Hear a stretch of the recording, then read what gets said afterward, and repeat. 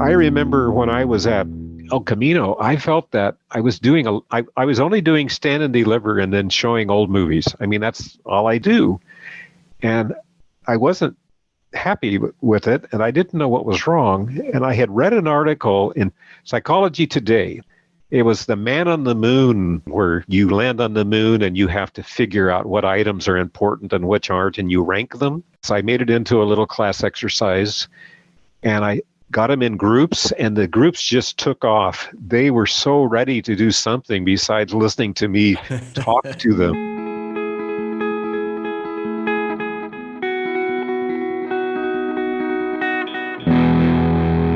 You just heard Jerry Rudman from Irvine Valley College in Irvine, California. My podcast partner, Garth Neufeld, interviewed Jerry for episode number 155 of Psych Sessions, conversations about teaching and stuff. Stay tuned for so much more. You can make an impact with PsychLearn. PsychLearn from the American Psychological Association is a complete all-digital instructional resource for psychology courses. PsychLearn's coverage of research methods and statistics drives deeper engagement than traditional printed textbooks, immersing students in multidimensional learning experiences with engaging content for practice and formative assessment. Structured around applied cognitive science, PsychLearn helps students gain confidence in their understanding of foundational concepts and build toward critical learning outcomes. Learn more about PsychLearn's course material for research methods and statistics for the behavioral sciences when you visit pl.apa.org/sessions. That's PL for PsychLearn, pl.apa.org/sessions. If you're having trouble keeping your psych students engaged, then Macmillan Learning created Achieve for Psychology just for you. Macmillan Learning knows that student engagement is one of the biggest challenges you are facing, but Achieve for Psychology engages every student because it's about more than just what happens in the classroom. Students need to be engaged before and during and after class. Achieve helps students by offering exclusive digital content created by and for their authors, and a deep video collection with new in-demand footage, plus all new goal-setting and reflection surveys to help students set goals and provide you the means to check in with students. Preview how Achieve engages every student at macmillanlearning.com/psych sessions. The Psych Sessions podcast is sponsored by STP, that's the Society for the Teaching of Psychology, APA Division II. The views and product endorsements expressed on Psych Sessions do not necessarily represent the views, support, or endorsements of STP. Well, hello, everyone. Welcome to another episode of Psych Sessions, and it is my pleasure to get to interview someone who has been long on the Psych Sessions hit list. And I cornered him at WPA in spring and said, we're going to do this. And now it's the end of summer and beginning of fall, and we did it. So this is Dr. Jerry Rudman from Irvine Valley Community College in Irvine, California. And I think you've been teaching there for a few years, Jerry. Is that right? Yeah, I started in about 79, and I was one of the founding faculty members. And I was the only psych member, so I started the psych department there. Interesting. I teach at the newest community college in Washington State, and they have a similar story where it started as a very, very small faculty, obviously. So even today, we're 20 years in, there are 2 full-time psychology faculty members here at Cascadia. How big is your department now? We have 4 full-time people and about 6 or 8 adjuncts. I'm one of them because I'm retired from full-time teaching. Okay. And what's interesting about all the full-timers is they all started at a community college. Oh, really? Including me. Yeah, including me. Started as a student or as a faculty member? Oh, no. Their career pathway. Okay, their career pathway. Okay, so Jerry, we first of all have to. Most of our audience is going to recognize your name because of your associations with many different things. So we'll probably get into some of them, but let's list a couple of them right off the bat. BEA stuff. You've been involved with the American Psychological Association on a couple big projects. What were those ones? Well, the two biggest ones are the guidelines. I was on the team that did the first one, Guidelines 1, and then Guidelines 2, and then the most recent update, which is still going through approval, Guidelines 3. I was on the Introductory Psychology Initiative project. I was one of the people involved in that. Before that, I was in community college working group, which was sort of a precursor to PTAC, which was a precursor now to CABE. Yes. Yeah. So I go back a ways. Yeah. And did you say you were on the first guidelines as well? Yes. Okay. So did you skip two or were you on two? I was on that as well. Okay. Okay. Sorry. In fact, Jane Howland and I think, are the only two that have survived, not found a way out. Yeah, Jerry, I do feel like I've just seen you. Everything I've been involved in my up to my mid-career point here, you've been at every turn.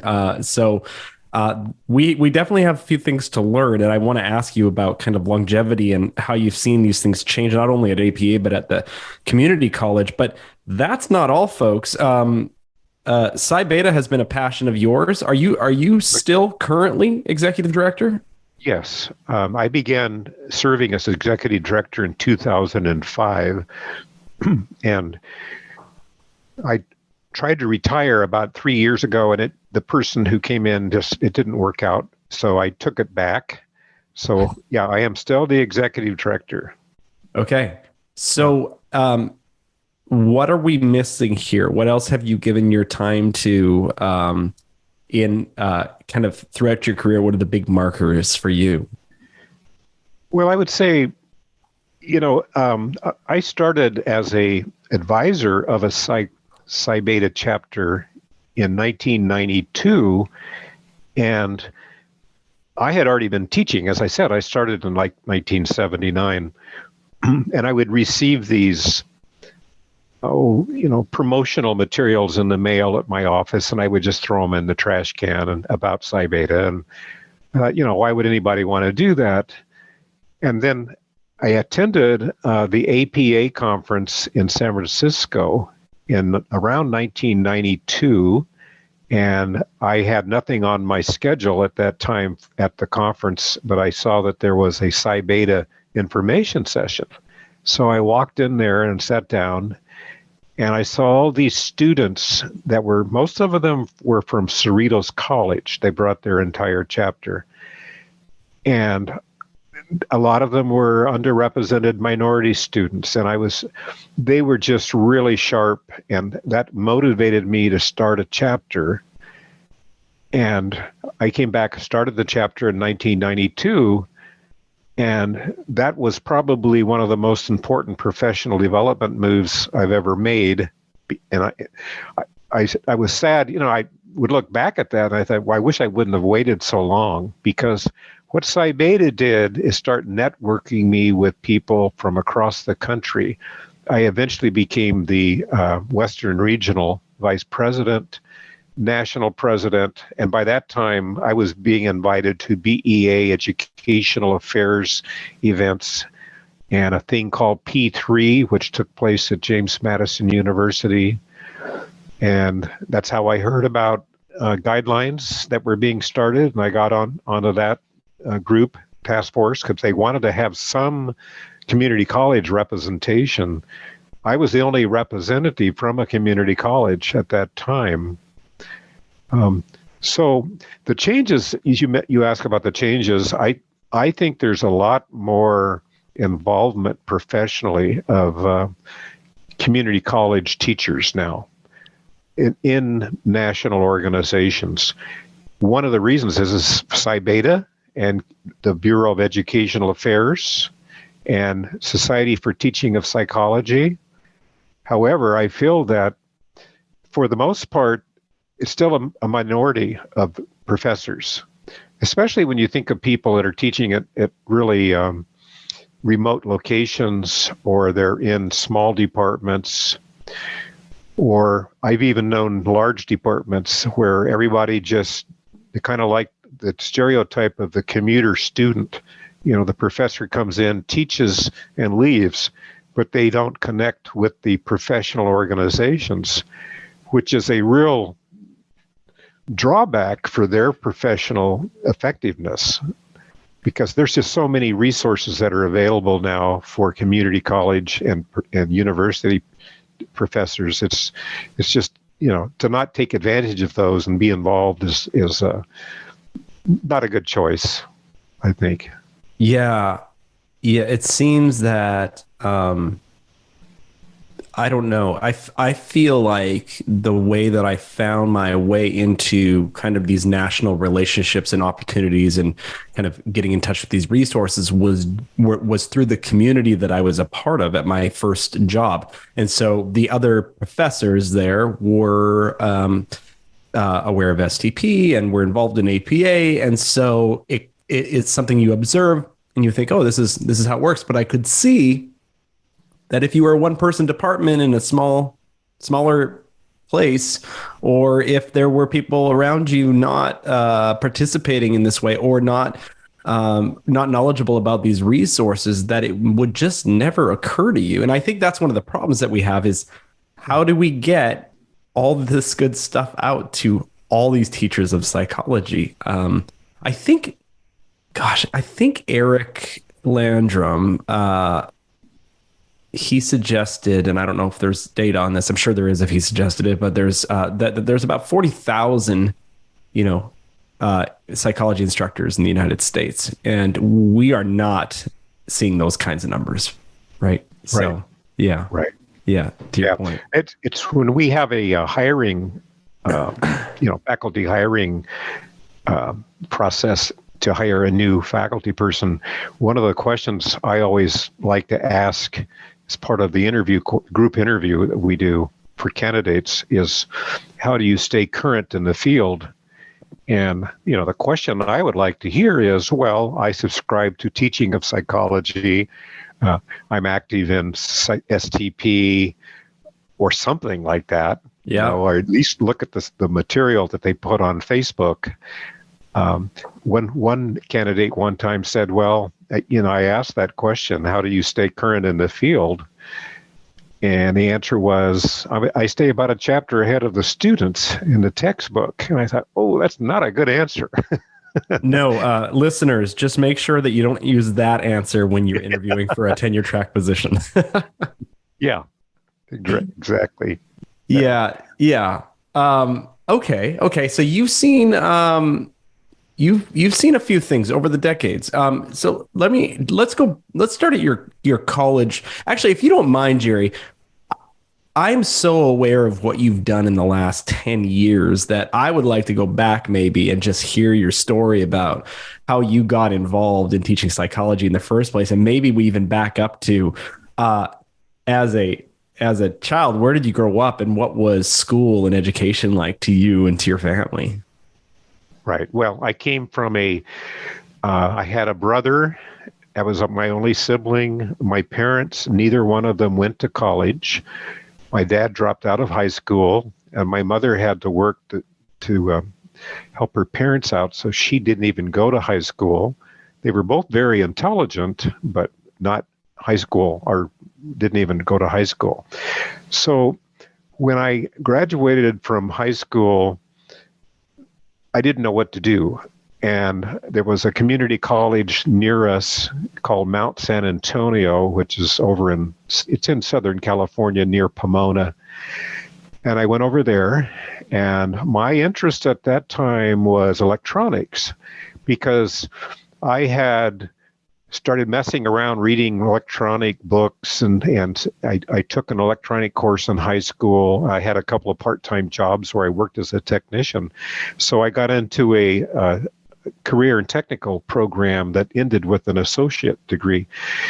And that's a 2-year program. and I liked it very much. It was mostly guys that had just gotten out of the Navy and people like that. There were no female students at that time. So my counselor said, okay, Jerry, you need to take at least one general ed class before you leave here. And so I took psychology, and because I think that's what a lot of people do when they start at college. They take psych because they think, they either have questions about it or they think it's going to be easy. Who knows what they're thinking. So I took psychology, and I found it absolutely fascinating. There were also girls in the class, which I found was a real improvement over what I had been doing. And I liked the class so much. I remember I didn't study for it, but I would take the exams because it wasn't my major. I would take exams and go home and then look up the answers because, that's really an interesting question. Defense mechanisms, rationalization, projection. I'd look up the answers in the textbook after the test. So I managed to get a C in there. But the thing is I now have the fever, psychology, I changed. And then I started thinking, if I major in psychology, I could be the first person in my family ever to go to college and get a degree. And so that's what happened. So I started taking classes, and I transferred, went to Cal State Fullerton. I met my wife in a statistics class, of all things. And that was the best thing I probably got out of that course. So then I got my bachelor's degree, I got a master's degree, and was able to get a job because I had been doing electronic technician part-time work, working my way through school. I got a job at Rockwell International working in human factors. And I knew some of the other people that I had gone to school with. They were real high achieving people, but they didn't have that electronic background, which really wasn't very much. I mean, I sat there and just did some tests and stuff. I didn't even know what I was doing, but that was enough. That was enough to qualify me. So I began working on human factors. I did that for 7 years. And then the electronics, or the grants and all that were being given to the different aerospace companies started to fade out in California and go to Texas. So layouts started occurring, layoffs. Yeah. So what I did is I started teaching part-time at El Camino College and finding out what it was like to teach psychology. Now, at this point, you've got your graduate degree already? Yes. Okay. Your master's degree. Okay. So let me go back, because I'm fascinated by by how the content of Introductory Psychology kind of grabbed you. Was it only the content? Was the instructor memorable? Was there anything about that person? Yeah, he was actually an adjunct professor, Mr. Thomas, and in the introductory psych class, he was very personable. I remember one time he was standing behind the podium, and one of the students said, "Mr. Thomas, tell everybody what happened." And he goes, he says, "Well, I dressed in the dark this morning, and I came to work, and I had two different shoes on, two different color of shoes." But he was very passionate about the field. I really enjoyed learning about the defense mechanisms that began to really make sense. It helped me understand some of my relatives that had questionable behavior.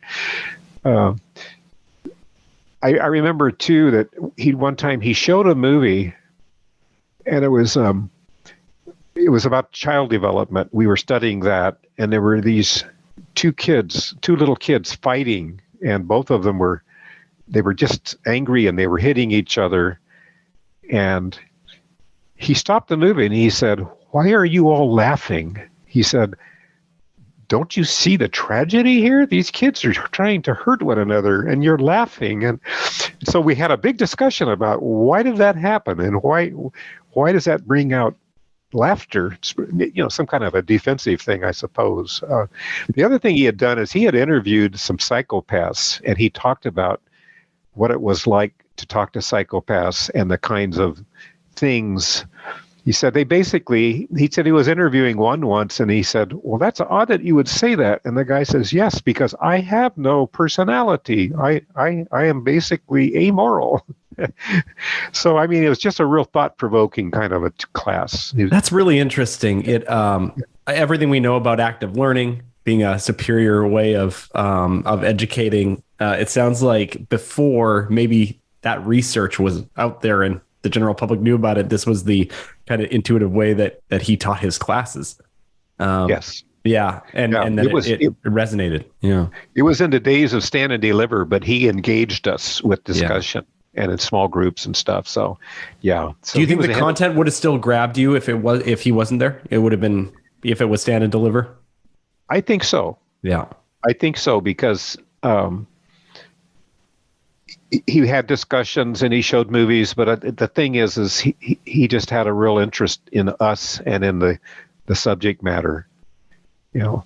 And it seems weird when you think about it that somebody could take an introductory psych class and not like it, but I think it's possible to do a bad job teaching it. Yeah, well, that's true, isn't it? Yeah. And so, okay, so then we fast forward. You meet your wife in a stats class. You end up at Rockwell International, which I think you kind of alluded to it, but that's a manufacturing institution, right? Aerospace, yes. Aerospace. They were involved in sending the men to the moon, weapons of mass destruction, guidance systems for jets in the Vietnam War. The experiments that we did were things like bringing in college students and having them sit in jet mock-ups of jet airplanes and then having different display panels, with the idea being trying to reduce misreading of key indicators on the display panel and to minimize pilot error, and to be more accurate when hitting targets with bombs. So it was very, the aerospace companies had to have human factors people working for them. That was part of the contracts. Yeah. So what part of that were you doing? Were you interviewing folks then, or were you designing? I worked it was an interesting thing. I was not in the cockpit layout and all of that kind of thing. What I was doing was going into manufacturing areas, and where they had people sitting on assembly lines, and the other employees pretty much were in quality assurance. So you had people putting circuit boards together, and another group of people inspecting them, because the consequence for having an error on a circuit board, a part missing or a part oriented the wrong way or something like that, could mean that a missile or anything, a satellite might fail. So it was very, very tight inspection and tight assembly.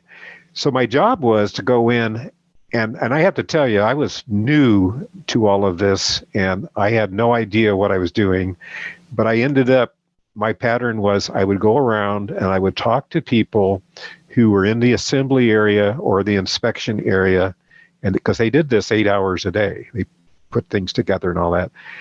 And I would try to find ways that could make their job more efficient and less air prone. And I had to assure them that I wasn't trying to, eliminate their job. I was just trying to make them an even more effective employee.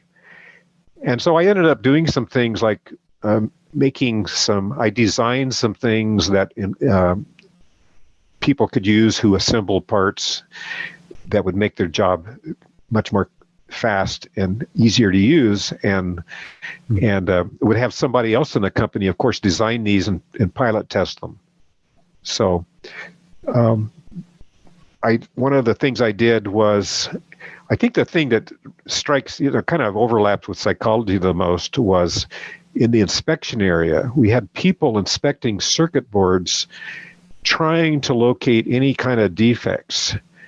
and they would have an image, like a large photograph in color of a perfectly made circuit board, and then they would see the real thing and would look it over and try to find, just assure that it was okay, that there were no parts missing, broken, bad solder points, anything like that. So what I did is I used apparent movement, the research on apparent movement. I don't know if you're familiar with that, but if you superimpose two images and at about a rate of 15 per second, it looks like the part's moving. It looks like the image is moving. It's the same thing that's used in when you make these little comic book things. You can draw pictures and then flip through the book and it looks like it's moving. It's the whole concept behind neon lights in Las Vegas. So long story short, I applied that. This was my master's thesis, by the way. I applied that concept, that perceptual concept, to inspection. We had a microscope made that had two sets of optics, just one set of eyepieces, but one set of optics would look at a perfectly made circuit board, and the other one would look at one that was just coming off the line, assembly line. We would superimpose the images and then alternatively light each circuit board up one after the other. So what it looked like if you were looking in the eyepieces is you were just looking at a circuit board, but if there was a piece missing, it would blink. Or if it was in the wrong orientation, it would move left to right or do something like that. So we did a mock-up of that and ran that with projectors that superimpose an image on a backlighted screen. Did a mock-up, brought in students from all over the place, from Cal State Fullerton mostly, and it showed that obviously the apparent movement setup greatly increased accuracy and reduced error rate. And then when I left the company, they were just buying one of these from a microscope company. They were actually had a microscope made that could do those things. So that was my biggest thing that I had the most fun. I think that on that job, the thing that made me the happiest is if I would see something that had been implemented in a factory that I had something to do with, designing it or discovering that would help people. That was put me on cloud nine. Well, it's so interesting to hear this, and here's where we're probably going to encounter all these skills that you developed over all these experiences you've had over your career.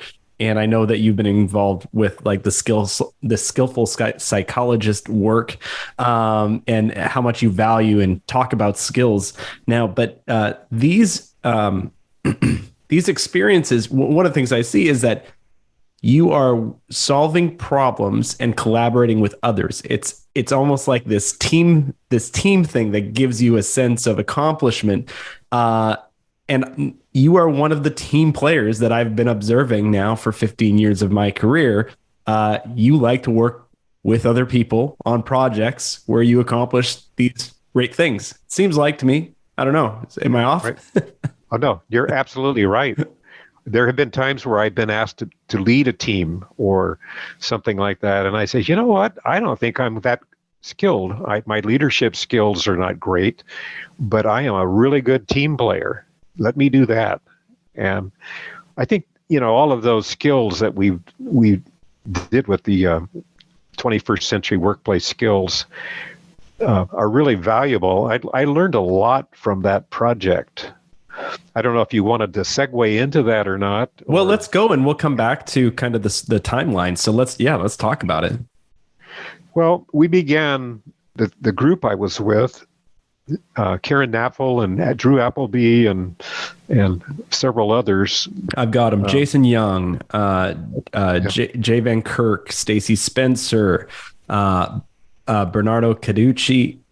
Bernie Carducci. Yeah, Bernie Caducci, yes. Paul Hedich and Aaron Richmond. Right. Yeah. So it started out, and we actually started looking at job Well, we already knew the research was showing that employers feel there's a sizable gap between what the college graduates come out with their degree and what they want in a recent grad. There's a skills gap there. Eric Landrum has talked about that for a long time. I just saw something this morning.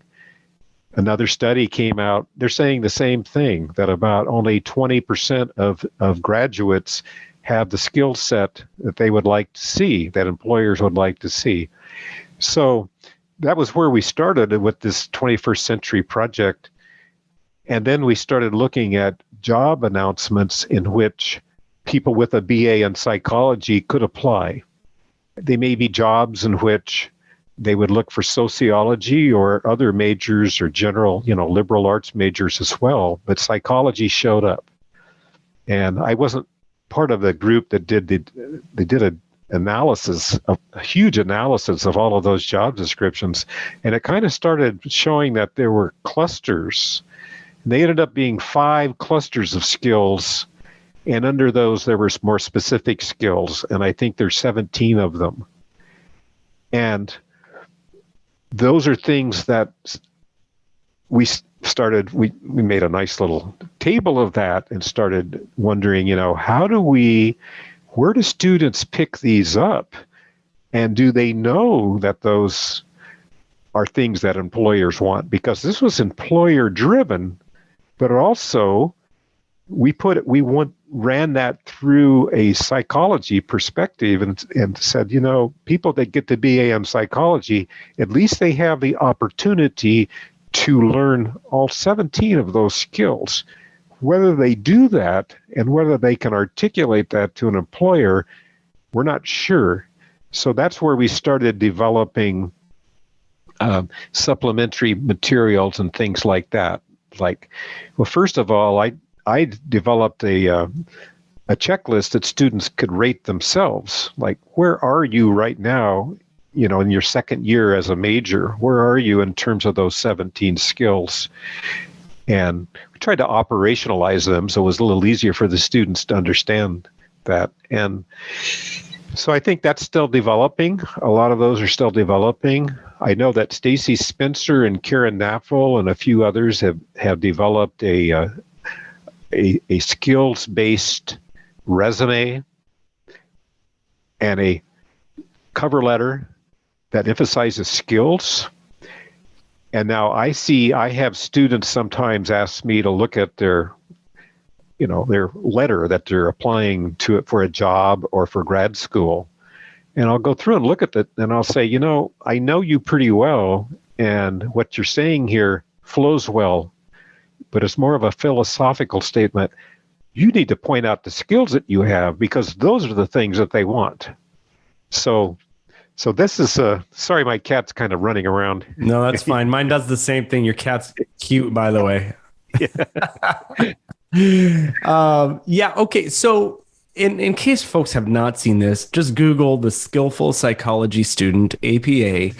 There is this wonderful one-page PDF that has these 5 areas: cognitive, communication, personal, social, technological. And I love these 17 sub areas. I think it's so great to say to students at any point in their journey, look at these and use these to assess yourself and to advertise yourself. Even if you're not going for a psychology job and you're going to apply to be a barista to get yourself through community college, these are going to work for you. And there are things that you learn here that you can apply. And some of these things you already have to some extent. So yeah, it's a really nice way. It's very empowering for my students to start to see these things in themselves. Nobody ever taught me that, for example, right? Right. So, right. I remember, Garth, I was at Cal State Fullerton as a senior, and I was in Psych-I, and the Psych-I advisor brought in a school psychologist. And this lady came and spoke on school psychology as a career and what kind of degree you need. And of course, psych majors are right in line for that. how much it paid. That was the first time I got any kind of information about careers in psychology. They just didn't have it available at that time. I might mention that another thrust that's come out of this skillful psychology work is getting instructors to think more about, putting skills in their syllabi and bringing that up in the courses they teach, especially statistics and research methods. It's just loaded with skills that students are gaining. And I think a lot of them don't realize how valuable they are. And yeah, I agree. Being able to take a set, design a little survey and collect data and put it into a table or a PowerPoint that communicates that information to lay people. That's probably, of the former students that I've interviewed about 10 for some career course that I teach. That comes up continually. What they learn in the research methods and the statistics courses, no matter where they're working, they're applying that information. But are they able to articulate that to their employer? And that's something we still need to teach, I think. Yeah, it's so interesting. Some of that communication stuff probably is supposed to happen in other disciplines like communication or something like where students learn these skills. But I really think we have to we have to do some of that for our psych majors or students who are applying to psych programs at a community college or whatever, even for personal statements or for application letters. These are really important. You mentioned research methods and statistics. I couldn't agree more. I've said this before, but there's a textbook I use for research methods. I've used it for quite a while. And one of the things that I like it for a number of reasons. I don't think any research methods textbook is perfect, but it's the Goodwin and Goodwin book. And one of the things I loved about that book is that at the end of it, there is about 2 or 3 pages of summarizing what you learned through this course. Now, of course, as an instructor, I can tell students all that, but my students don't want to read that syllabus on the first day that has, the 30 things that they've learned. But I tell my students after they've been through, the hell of research methods, once they've been through it all and they're bought in and they've worked so hard and they feel this sense of accomplishment, it's a celebration really to look at what they have learned and to practice how they would explain that to somebody. And it's a nice moment at the end of the term. Yes. Yeah. Kind of related to this too is I'm still looking at things that come out. Well, Drew Appleby is like right on top of this stuff. He's scouring stuff that's appearing in different venues now and sends it out to everybody who was on that task force. And the term soft skills is used a lot, kind of loosely. But if you look at what a lot of people, if you go and just Google it, you'll see, soft skills are things, they overlap quite a bit with the psych skills. And you would think so, because I think, soft skills is not a good term because it makes it sound, it devalues the value of it. But what soft skills are obviously are things like communication and teamwork and being able to collaborate with others. And employers expect, if you're a psych major, well, you've got that. You should be coming in with that.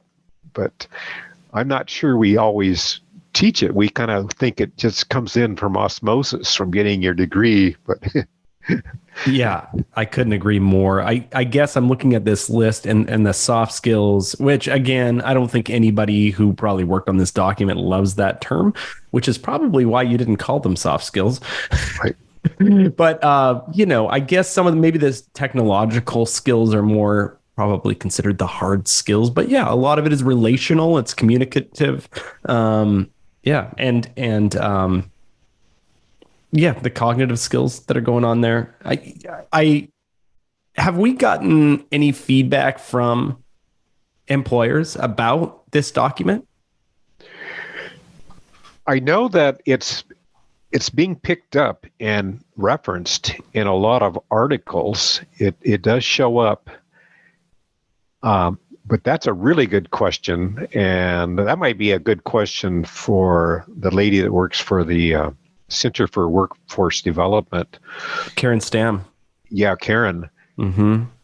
And I don't know that our committee, we kind of communicate on sort of a friendly basis, but not formally any longer. But I do think that this is such an important area that BEA may want to like reconstitute like part 2 of this. Like, okay, now that we have these, how can we use them and get the information out, and the sort of supplemental resources that can be used?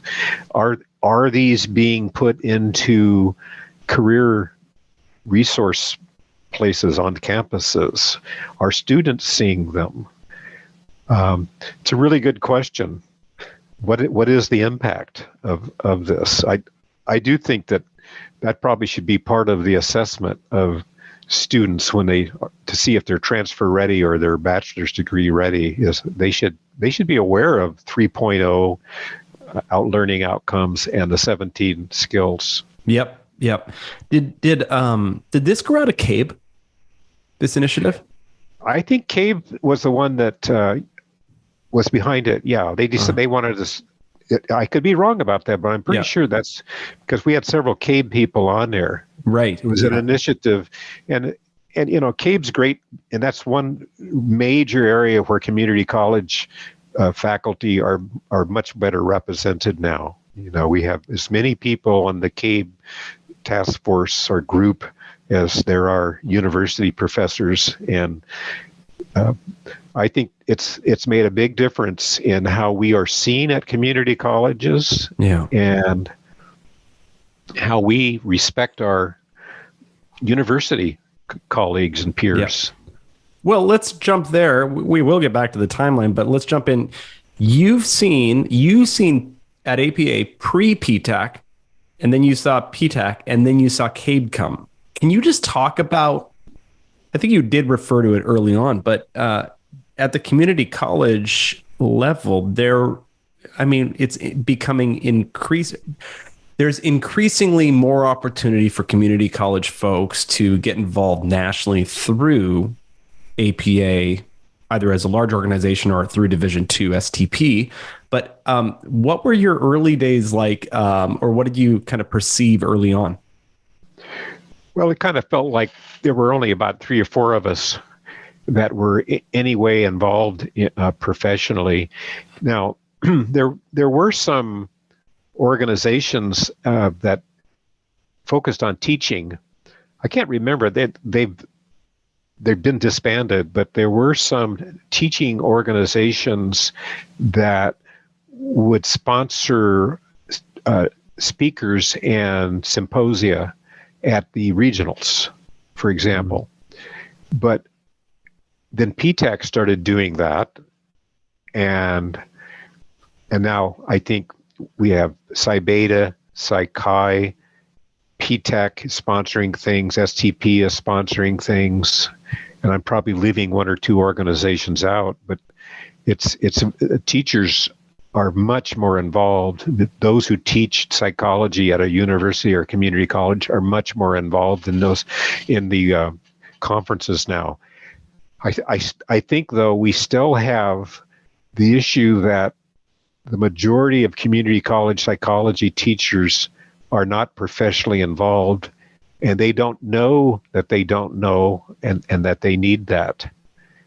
And so one thing I'm interested in doing through Psi Beta, I've been talking with the Psi Beta board of directors, and they are behind this, and we would start a thing called a community college psychology network.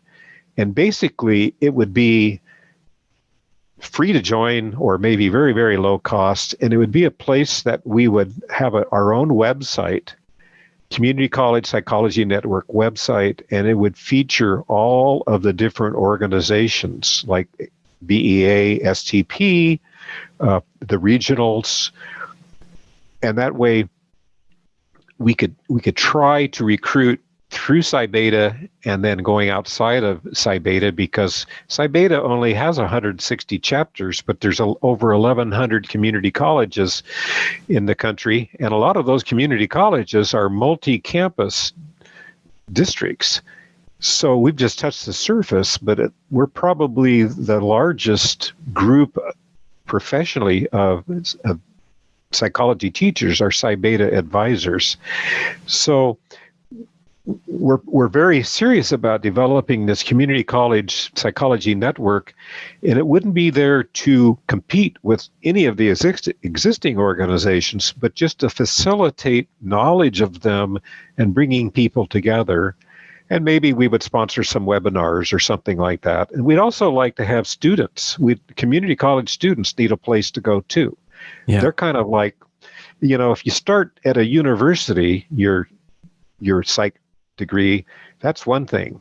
I think you have resources that reach you more readily, career-wise and so on, and getting into labs to do research and so on. But when you start at a community college, you're pretty much isolated as a student for most community colleges. And they could benefit from having a place that says, you know what, there's all kinds of ways you can become student members of these different psychology organizations. There's all of the divisions in APA. There's so many different ways they can get involved now rather than waiting till they transfer or think about it, So that's what we're thinking. Showcasing this thing. I'm working on the website, and maybe it'll come out in a year or so. We'll see how that helps. I love two ideas about that. It's reaching out to community college teachers who need that support, and it's reaching out to kind of maybe non-traditional students or less prepared college students who we tend to find probably more community colleges who need that support. And so, and who are not aware of those resources. So, how does Psi Beta kind of do everything that it's doing and then start to pick up these different charges as well? Well, we have the people that we have a region, 5 regions. And we mirror Psychi's structure. And each region has a vice president. And then we have current president, past president, and president-elect. So we have 9 or 10 people on our board of directors. And we have a conference call every month. And all of them are outliers. They're people that are involved in all kinds of things. We have Todd Joseph, for example, who's been in CABE. We've had Catherine Westcott was our president a few years ago. She was a CABE member. A lot of them are involved in the regionals in helping develop programming for students and poster sessions and things like that. So there's a synergy there that's amazing. Yeah. And I just had a conference call with the group last week. They want to do a virtual teaching conference in November. And we're looking into different platforms. And we just had an advisor retreat for the first time ever. It was like a virtual thing of anyone who advises can come together.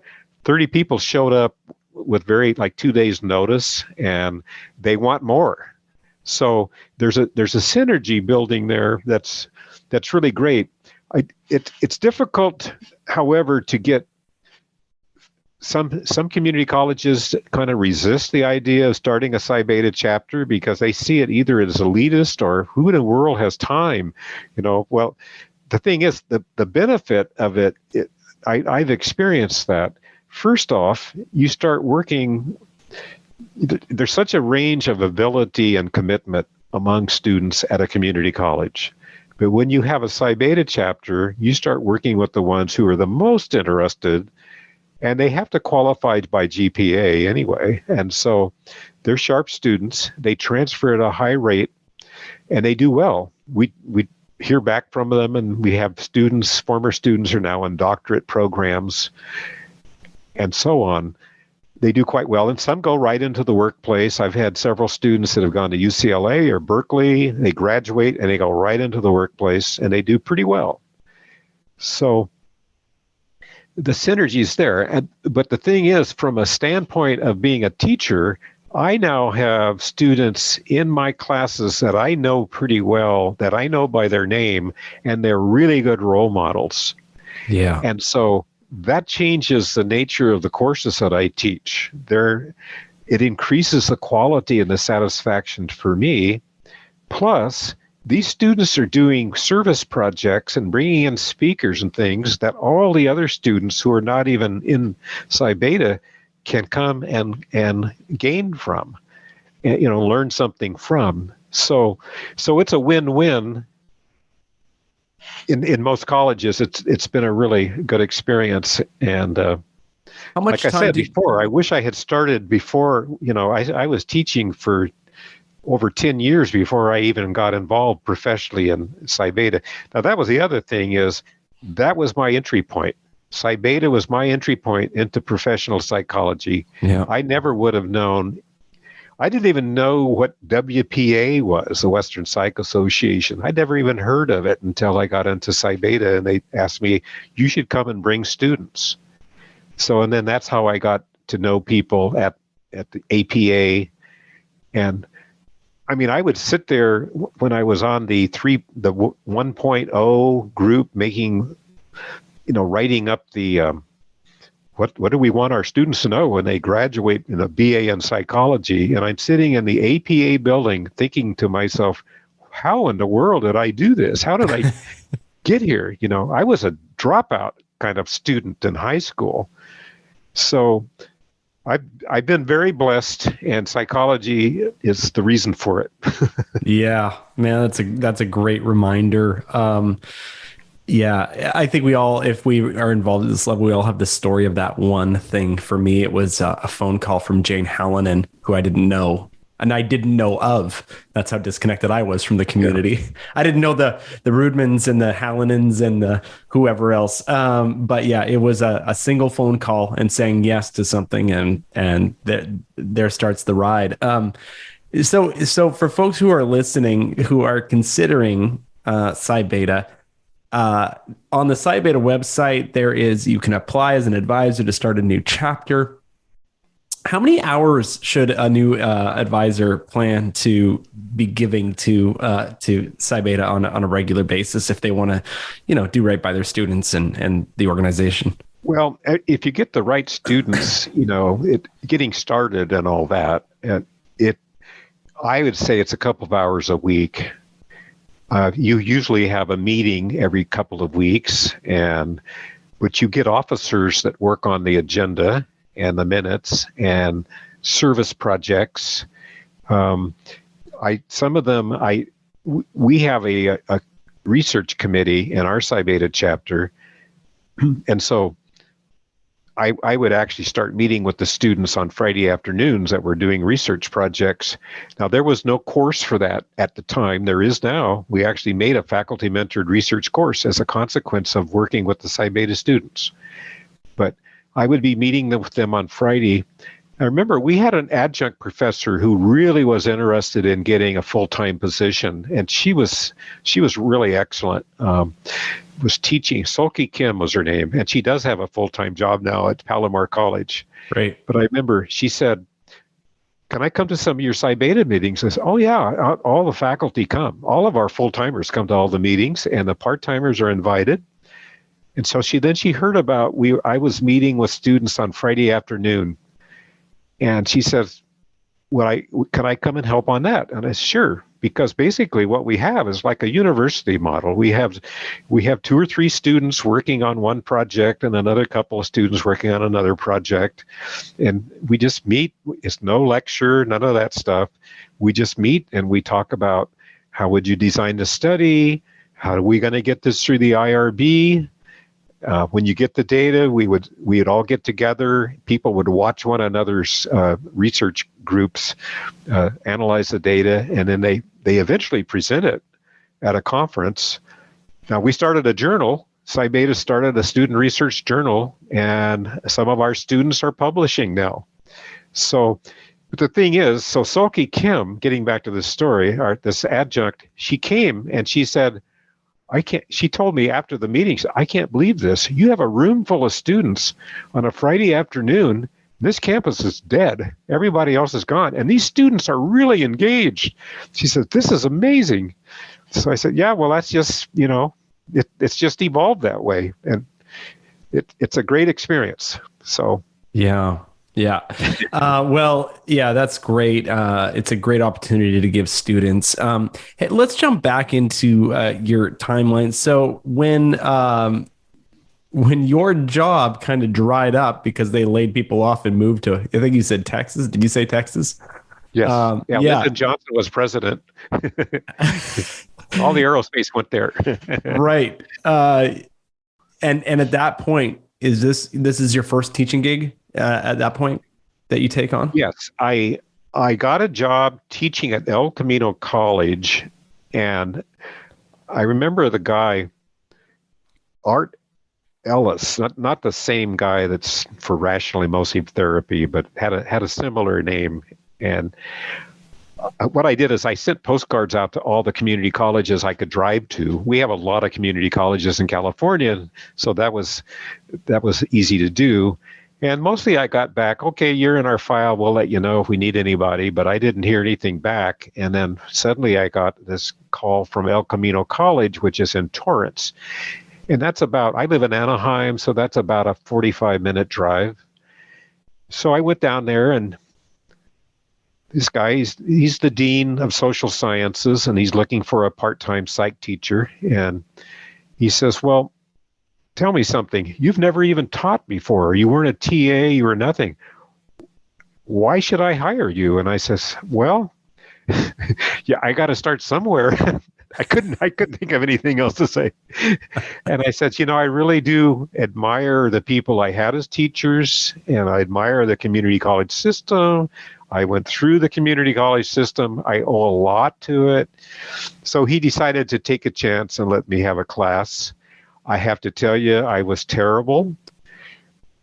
There were not the teaching resources and all of that come with the textbooks in those days. Yeah. You got Hilgard and Bauer or something like that to teach. So I would spend my weekend, reading through the book and putting together notes I had from when I was a student. So eventually I did that for a while, and then one day I got a call. I was still working in aerospace full time, so I was teaching night classes. And I got a call from the school and said, one of our full-time professors broke his leg while going to the bathroom, and he can't teach. And all I can think of is he tripped over something, but that's what they said. Can you take 3 of his evening classes? So I'm driving in El Camino College 3 nights a week, teaching full-time, and that was the experience. I have to tell you, when I first thought about teaching at a community college, I said, who in the world would want to do something like that? Teaching that same course over and over and over. How boring, how dumb. Community college students, where they're not going anywhere. Well, the experience of teaching changed that a lot. And you and I know, Garth, and people who teach know that no class is the same. They all have different personalities. Some of them click well, and they think that you can walk on water, you can go across the hall to your next class, and they don't like you that much. They just don't even like the subject matter. But it's such, especially if you get into the science of teaching and learning and trying different teaching approaches. I remember when I was at El Camino, I felt that I was only doing stand and deliver and then showing old movies. I mean, that's all I do. And I wasn't happy with it, and I didn't know what was wrong. And I had read an article in Psychology Today. It was the man on the moon experience thing, where you land on the moon and you have to figure out what items are important and which aren't, and you rank them. I tried that in a class. I made it into a little class exercise, and got them in groups, and the groups just took off. They were so ready to do something besides listening to me talk to them and show overheads, because we didn't have PowerPoints even. So you show overheads. Of course. You know? I mean, it was a lot of work to teach, but the students weren't really getting activated. And when I saw that, man, I was on cloud nine. I thought, this is the key. We got to get the students doing things. My gosh. Get them engaged. Yeah. So then I realized, okay, this would be better than working in aerospace and facing a possible layoff every week. And so I started applying, and I was fortunate to get the job at Saddleback College. And then they started Irvine Valley College about 2 years later, and I applied for that and got it. So I ended up being like one of 12 people. You know, we had one mathematician, one business person, one psychologist, one sociologist, and so on. And I could do anything I wanted. So I started, I was able to hire really good people and write the curriculum. And it was a terrific thing. What did you learn about being with an institution as it grew from day one? Well, they all have their own problems. And they all have their strengths. Yeah. Different people would come in. We would get a dean sometimes that was a problem, a micromanager. Sometimes we'd get a president like that was super micromanaging. And we don't have that situation now. Everything's really great. But we went through some really dark days. There was one time where the president was put in place by a corrupt process, and no one liked him, and he started getting rid of all of our really talented administrators. They all left, and they all got jobs, really good jobs. But I mean, things were really dark. Yeah. However, the psych department just said, look, things are terrible, but we just need to keep plugging away. As long as we have the students and we have the choice of how to teach them and which courses we teach and how to do our schedules, we're fine. So the students really never knew that we were having a rough time. The Senate meetings were very depressing because we were not respected in the role of faculty. We were being, talked about in a negative way to the board by the college president. But those days came and went. But one thing I've noticed is, because I've known people who teach at community colleges all across the country, we meet for different purposes. Every once in a while, someone will bring up, boy, we sure got the dean from hell at our college. And that opens up Pandora's box. I mean, everyone starts sharing, oh, yes, nothing. You should see what we had once, So I think we all go through that.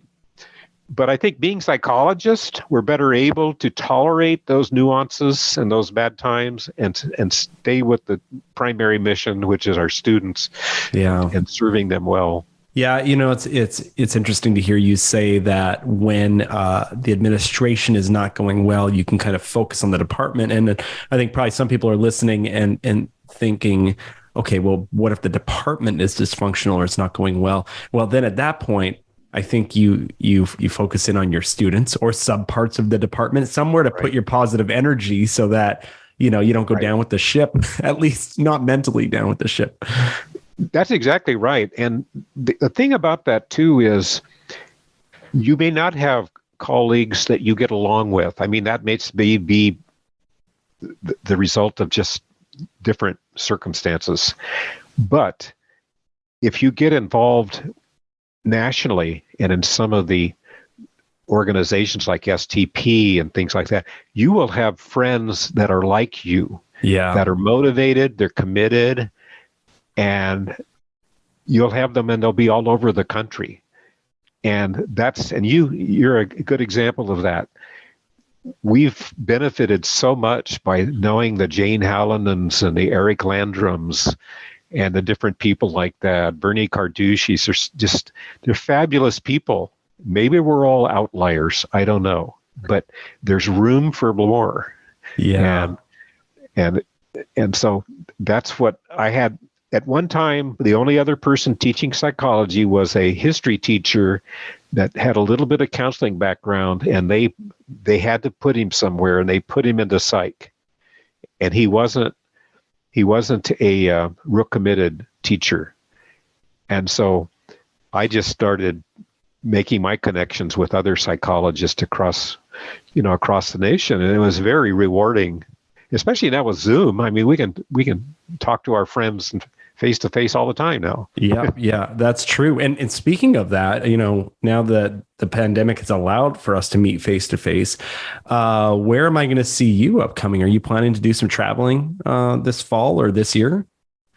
Well, I'm teaching several classes. I'll be presenting on the teaching thing that Psi Beta is going to sponsor. I will attend WPA. I love WPA, and Psi Beta will be at APA again. Yep. But that's about it. I know that I've been in the Northwest Network thing that you did. I was involved in that last year, and I just haven't been that involved lately in that kind of thing. But sure. Yeah. Well, we'd love to have you in. We'll be running that in April this year, but I know you got a lot of stuff going on. You're doing a lot. Hey, Jerry. So what have we missed, if anything? I think we covered kind of all the major pieces of things that you have been involved with that I know about. But is there any kind of major pieces that we skipped over? I know that it's hard to squeeze a 40-year career into 60 minutes. Well, I don't think so. I'm just thinking, I give a shameless plug to Psi Beta again. Of course. One thing there's a couple of things that Psi Beta has been instrumental in, and one of them is Psi Alpha, which is an honor society for high school students. And that's starting to take hold. It is separating out from Psi Beta, so it'll be a separate honor society, but we want to do some collaboration kind of things. We think, what a better place to help community colleges recruit high caliber students than from your local high schools that have Psi Alpha chapters. And we might be able to convince some of those students to come to the community college first, rather than going straight into the university and spending all that money and sitting in large class lecture rooms. Yeah. So that's one thing. I'm on the I'm a faculty advisor, I think, for that for Psi Alpha. I think that's what we're called, some sort of faculty advisor group. So I'm excited about what's coming up. Yeah, and then the other thing, Garth, is that we do a national research project every year. Psi Beta sponsors one, and all the chapters are responsible for going out and getting participants and getting IRB approval at their campus. And this year, the topics, we've done things like shyness and factors related to shyness. We've done a study on how connected are you to your college, especially with COVID. We've done one study was on addiction to social media, people that overuse it. This year, we're doing psychological myths and misconceptions. And it just turns out that that's apparently, I don't know if it's CABE or STP has got a big emphasis on that now. And so we're going to actually do a baseline study and find out what's the perspective of community college students, psych majors and non-majors, and so on.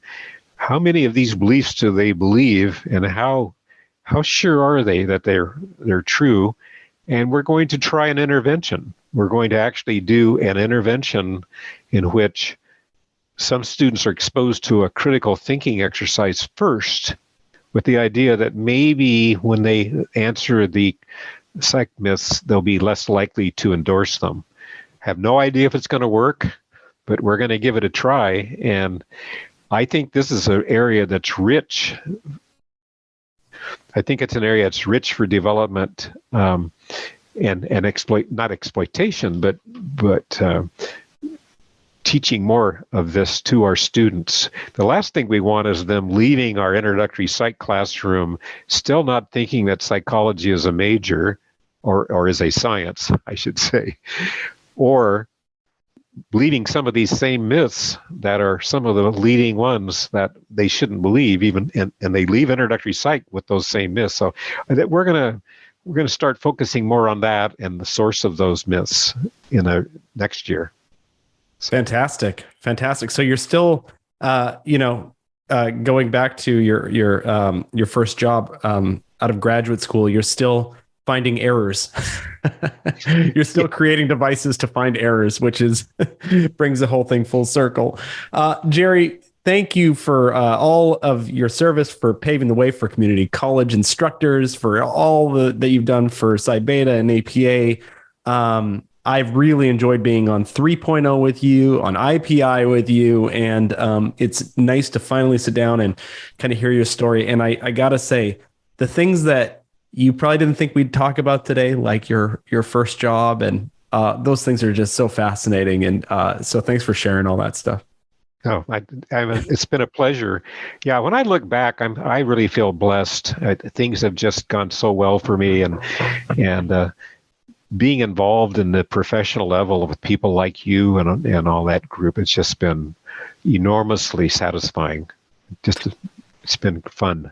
Well, hopefully we'll have a few more interactions here in some committees or whatever. I don't know what the future holds or how quickly you're trying to get all the way out, but I have a feeling with Psi Beta that you are not. We're not gonna see you completely unplugged from the community yet.